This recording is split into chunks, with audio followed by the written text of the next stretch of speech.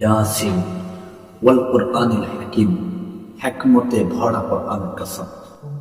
রব্বে কাবা, ইলাহি, আরদা জমিনের রব, আসসামা আকাশের রব। তিনি আমাদের নবীজিকে বলছেন, আপনাকে আমি রাসূল হিসেবে প্রেরণ করেছি, ইন্নাকা লামিনাল মুরসালিন। তো কোন কিতাব আমাদেরকে দিয়েছেন? বলে হ্যাঁ, এমন কিতাব, যালিকাল কিতাবুল লা রাইবা ফীহ, যে কিতাবের মধ্যে বিন্দু পরিমাণে কোন সংকোচ নেই, সন্দেহ নাই, সন্দেহের অবকাশ পর্যন্ত নেই, এমন কিতাব। বলে আর কি? হুদাল লিল মুত্তাকিন, এটা মুত্তাকিদের জন্য, পরহেজগারদের জন্য, ঈমানদারদের জন্য, মুসলিম মুমিনদের জন্য। আল্লাযীনা ইউমিনুনা বিল গায়বি, বলে গায়বের প্রতি যারা ঈমান আনবে। আপনি ফর্ম ফিল আপ করেছেন গায়বের প্রতি ঈমান। তো ফর্ম ফিল আপটা হচ্ছে আপনি উদ্দেশ্যের উপর ঈমান আনছেন। তো মালিককে কেউ কখনো দেখেছেন? আল্লাহকে দেখেছেন?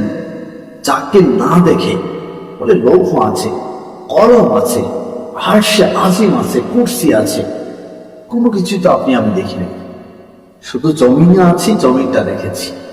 বলে সুম্মাস্তাওয়া ইলাস সামাই ফাসাওয়াহুন্না সাবআ সামাওয়াত, অতঃপর যখন আল্লাহ 7 আসমানের দিকে নজর দিয়েছেন, দৃষ্টি দিয়েছেন, 7 আসমান তো কেউ দেখিনি। সবকিছু বেদ করে ওই মালিককে অদৃশ্যভাবে বিশ্বাস করা। আল্লাযীনা ইউমিনুনা বিল গায়ব ওয়া ইউকিমুনাস সালাত, এবং আপনি নামাজ কায়েম করবেন। সবাইকে মিলে, আপনি যদি চাকরিজীবী হন, আপনার পাশে যারা কলিগ থাকবে তাদেরকে নিয়ে নামাজে যাবেন। আপনি ফ্যামিলির দায়িত্বশীল হলেন, আপনার বাবা মা ভাই বোন সকলকে নিয়ে আপনি নামাজ পড়েন, এটা হচ্ছে নামাজ কায়েম করেন।